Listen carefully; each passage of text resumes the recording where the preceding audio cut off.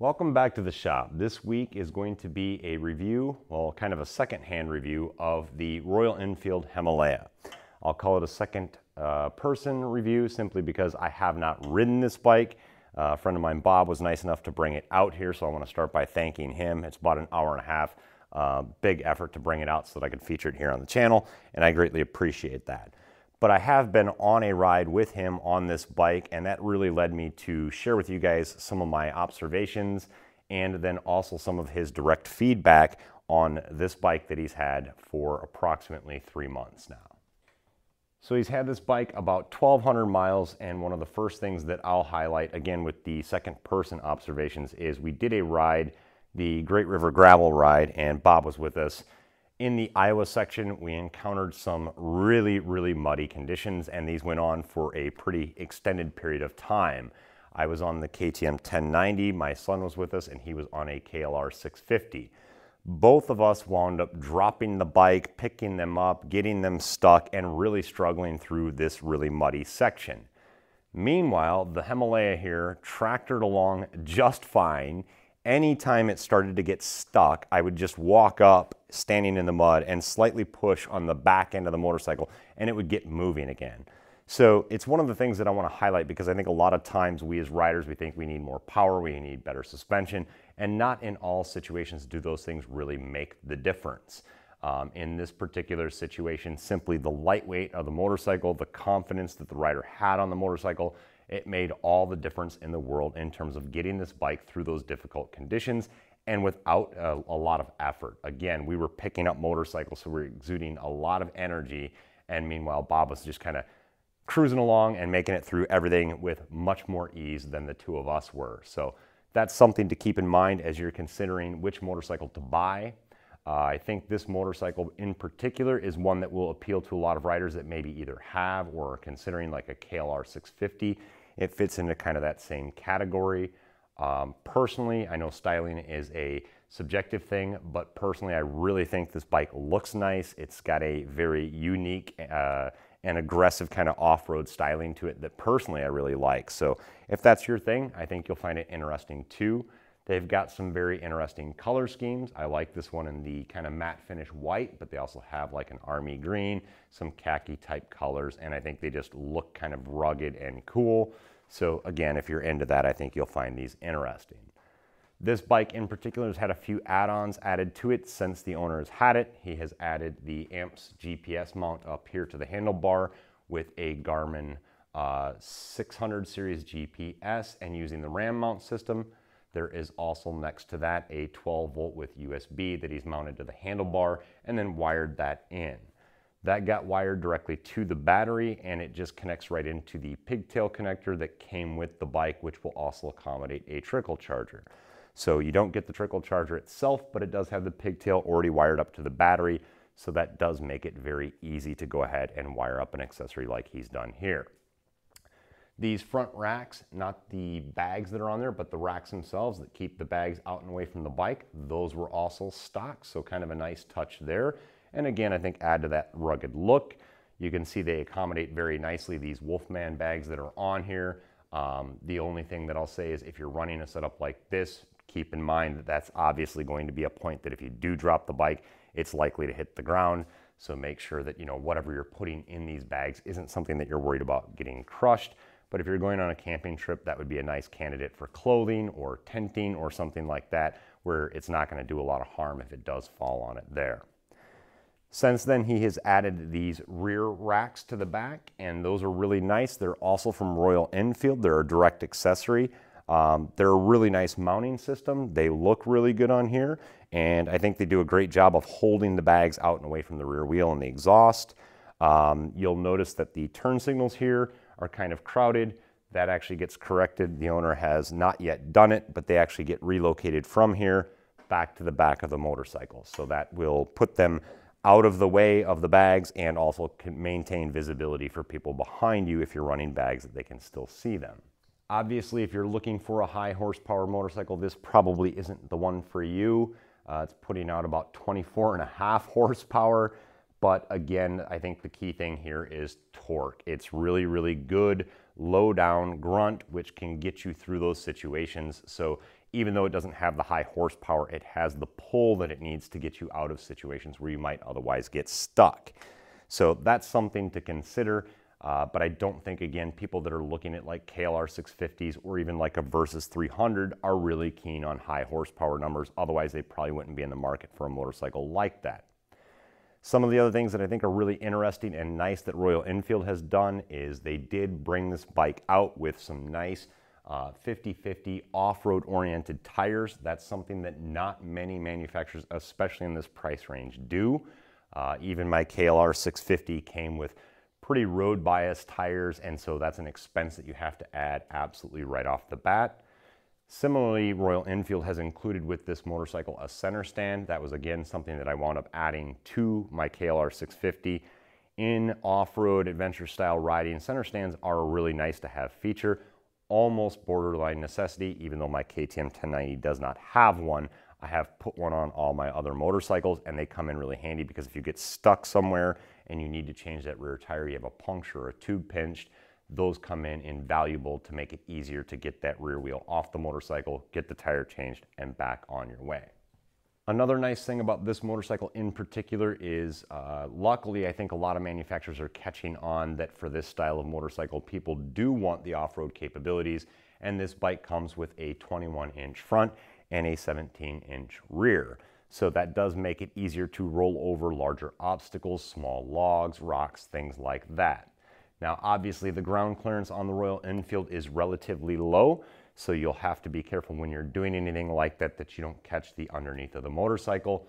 But again, I think in this price range, you're going to be limited in options, and I think in most situations, you'll be okay. The other thing, again, in relation to weight of this motorcycle, I think if you did need to get over an obstacle and you couldn't just ride over it, I think you'd have a very easy option, especially if you're riding with people, to get the front wheel, being the 21, over the obstacle, and then just grab the bike and kind of lift the rear wheel over the top of that obstacle. So even though it may not be able to get over things the similar way that like my 1090 does with the massive ground clearance that it has, you could still manage because of the weight of the motorcycle. Additionally, without all that extra weight that my 1090 has, again, like the situations before, you can just manage those situations with less effort and less energy spent when you need to get a bike around these types of things. So I think that's a huge advantage and something that works in the Himalaya's favor. Again, sticking with that kind of off-road theme, Royal Enfield has thought about this with the foot pegs. They do have rubber inserts to cut down on the vibration, but those are removable rubber inserts. So if you take a wrench and you take the rubber piece out, then you get a more off-road oriented style peg underneath there that will grip your boots better, and with holes to let the dirt or debris fall down through. So I think they've done a good job overall taking into consideration the types of conditions that this bike is likely to be ridden in and make accommodations where they could. And especially again with this price point, I think they've made really good decisions in most areas about making the bike fit a very, very low entry point and making it a very, very capable bike, and understanding that the audience for it will accept most of these concessions given that it is the price that it's at. Once again, sticking with the comparison to a KLR 650, which by the way, the owner of this motorcycle did have a KLR 650 before he purchased this motorcycle.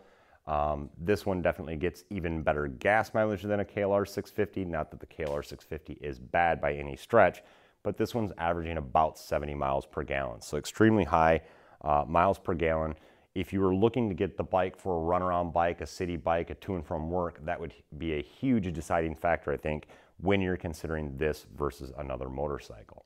Again, just like the KLR 650, this bike nor the KLR 650 are made for high, long run highway speeds. If you're looking to do 70, 75 miles an hour for an hour or more, this bike nor the KLR 650 is probably the right bike for you.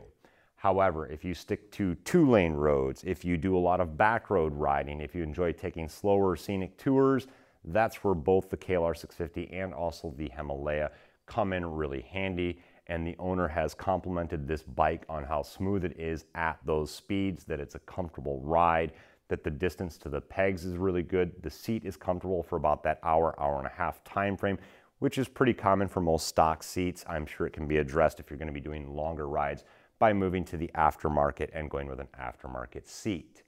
However, in stock form, again, that back roads, 55, 65 mile an hour range, and then doing some gravel roads or light off-road, I think that's really where this bike fits and fits well.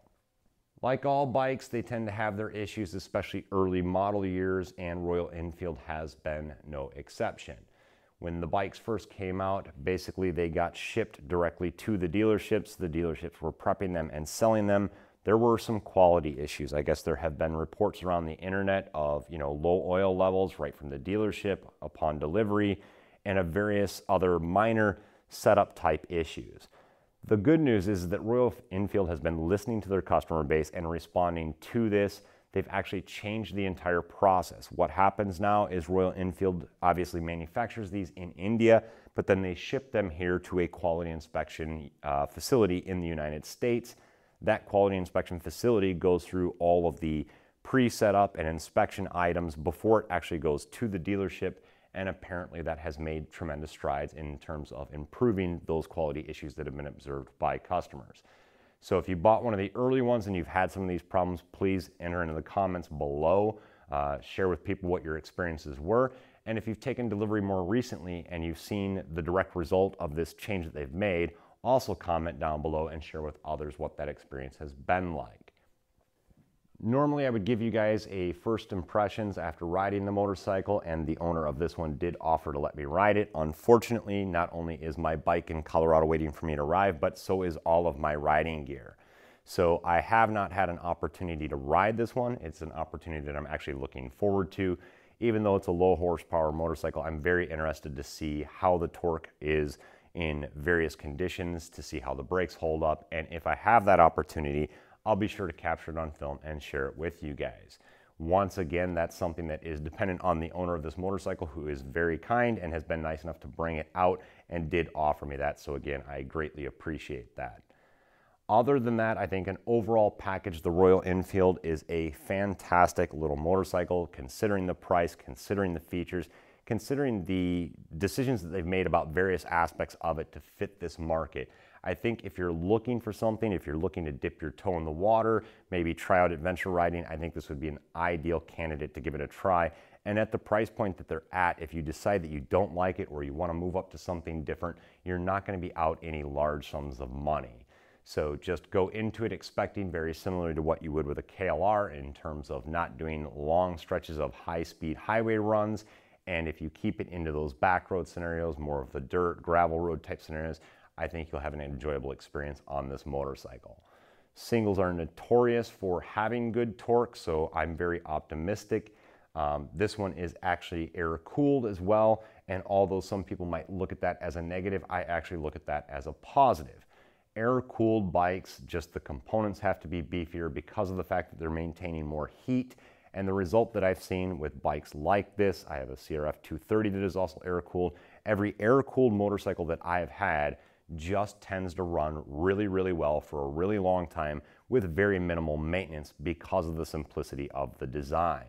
So if that's something that you're interested in, I would definitely recommend checking one of these out. Go to your local dealership. Hopefully you can get a test ride. And again, report back in the comments section below if there is something that you've experienced that you want to share with the rest of the community. And as always, if you liked this video, be sure to give it a thumbs up. If you haven't already, be sure to click that subscribe button and be sure to share this on social media with all of your friends. Until next time, take care and ride safe.